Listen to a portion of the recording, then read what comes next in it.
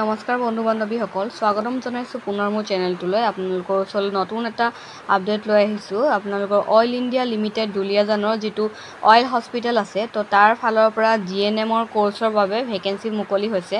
তো ইয়াৰ বাবে কোনসকলে এপ্লাই কৰিব পাৰিব, কোন কোন ডিষ্ট্ৰিক্টৰ হ'লে তেওঁলোকে পাৰিব, তো সকলোবিলাক ডিটেইলছ আপোনালোকক ক'ম। তো ভিডিঅ'টো আপোনালোকে শেষৰলৈকে চাই থাকিব। তো ইয়াৰ বাবে আপোনালোকৰ ফিমেল কেণ্ডিডেটসকলে এপ্লাই কৰিব পাৰিব কেৱল ডিব্ৰুগড়, তিনিচুকীয়া, শিৱসাগৰ আৰু চৰাইদেউ ডিষ্ট্ৰিক্টৰ হ'ব লাগিব অসমৰ। বাকী বেলেগ ডিষ্ট্ৰিক্টৰ পৰা যদি আপোনালোকে এপ্লাই কৰিব বিচাৰে তেতিয়াহ'লে এপ্লাই কৰিব নোৱাৰিব, আগতীয়াকৈ কৈ দিছোঁ। কেৱল ডিব্ৰুগড়, তিনিচুকীয়া, শিৱসাগৰ আৰু চৰাইদেউ ডিষ্ট্ৰিক্টৰ হ'ব লাগিব অসমৰ। আৰু অৰুণাচল প্ৰদেশৰ আপোনালোকৰ চাংলং ডিষ্ট্ৰিক্টৰ পৰাও আছে।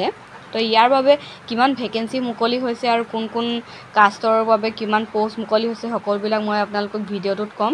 তো ইয়াৰ বাবে আপোনালোকৰ কোৱালিফিকেশ্যন কি লাগিব, ইয়াৰ বাবে আপোনালোকে যিটো GNME যিটো এক্সাম কণ্ডাক্ট হৈছিলে Srimanta Sankardev university of health ছায়েন্সৰ আণ্ডাৰত, তো তাৰ বাবে আপোনালোকৰ যিটো এণ্ট্ৰেঞ্চ টেষ্ট হৈছিলে, এণ্ট্ৰেঞ্চ টেষ্টত আপোনালোকে পাছ কৰিব লাগিব। তেতিয়াহে আপোনালোকে এই যিটো আপোনালোকৰ এডমিশ্যনৰ বাবে ইলিজিবল হয়। ইয়াতো আপোনালোকৰ মাৰ্ক চিলেকশ্যন হ'ব।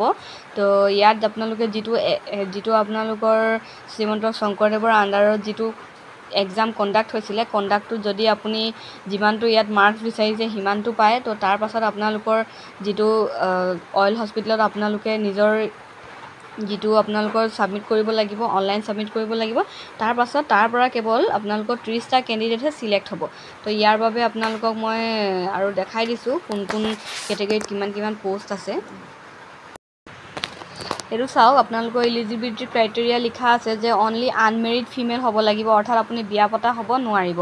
তো টোটেল আপোনালোকৰ লাগিব 17 বছৰৰ পৰা 25 বছৰ ভিতৰত হ'ব লাগিব। ইয়াৰ বাবে 12 পাছ আপোনালোকে হ'বই লাগিব।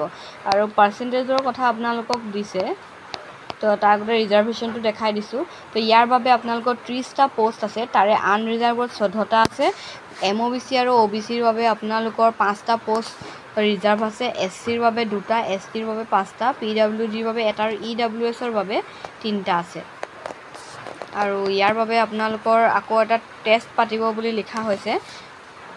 তো ইয়াৰ বাবে আপোনালোকৰ 45, তো যিসকল আপোনালোকৰ আছে 45% জেনেৰেল কেণ্ডিডেটৰ বাবে লাগে আৰু 40% আপোনালোকৰ যিসকল SC, ST, MOBC, OBC আছে তেওঁলোকে পাব লাগিব। তো 100 মাৰ্কছৰ এক্সাম হ'ব। ইয়াৰ বাবে জেনেৰেল নলেজ আহিব, জেনেৰেল এৱাৰনেছ, পপুলাৰ ছায়েন্স আহিব 25 মাৰ্কছ, জেনেৰেল ইংলিছ আহিব 25, জেনেৰেল মেথমেটিক্স 25 আৰু জেনেৰেল ছায়েন্সৰ আহিব 25 মাৰ্কছ। আৰু 2 ঘণ্টা সময় দিয়া হ'ব, 100 মাৰ্কছৰ হ'ব। ইয়াৰ বাবে কোনো ধৰণৰ আপোনালোকৰ নেগেটিভ মাৰ্কিং নাথাকে। তো এইটো আপোনালোকক মই ডেছক্ৰিপশ্যনত লিংক দি দিম, আপোনালোকে চাই ল'ব পাৰিব। আৰু ইয়াৰ বাবে ষ্টাইপেণ্ড কেনেকুৱা ধৰণৰ দিব, যিটো হ'ব আপুনি যিটো কৰ্চটো কৰি থাকিব, কৰ্চ কৰাৰ সময়ত আপোনালোকৰ যিটো নাৰ্ছিং স্কুলৰ যিটো আপোনাৰ ষ্টাইপেণ্ড, সেইটো মতে আপুনি পাব 2800, 3000 এনেকৈ আপোনালোকৰ মন্থলি পাব। আৰু বাকী চব ফেচিলিটি আপোনালোকৰ চব ইউনিফৰ্মৰ পৰা আদি কৰি থকা খোৱা সকলোবিলাক আপোনালোকৰ ফ্ৰী হ'ব।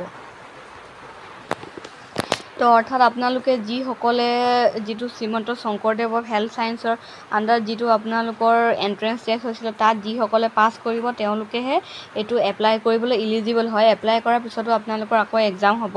তো ইয়াৰ বাবে আপোনালোকে 13 তাৰিখৰ পৰা এপ্লাই ডেট ষ্টাৰ্ট হৈ গৈছে। আপোনালোকৰ 29 তাৰিখ 8 মাহ 2025 চনলৈকে আপোনালোকৰ যিটো 29 তাৰিখলৈকে আপোনালোকৰ এপ্লাই প্ৰচেছটো হ'ব। আৰু ইয়াৰ বাবে আপোনালোকে কেনেকৈ এপ্লাই কৰিব, তো ইয়াৰ বাবে https://school of nursing oil india.in/admission/account এই ৱেবছাইটটোত গৈ আপোনালোকে নিজৰ যিটো এপ্লিকেশ্যন ফিজ এপ্লাই কৰিব পাৰে গৈ কিনে ছাইটটোত। তো আপোনালোকক যদি ইয়াৰ এপ্লাই প্ৰচেছটো লাগে আপোনালোকে মোক কমেণ্ট বক্সত কমেণ্ট কৰি জনাব। আৰু আপোনালোকক মই যিটো এপ্লাই লিংকটো ডেছক্ৰিপশ্যনত লিংক দি দিম, তো আপোনালোকে এপ্লাই কৰি ল'ব পাৰিব। ধন্যবাদ।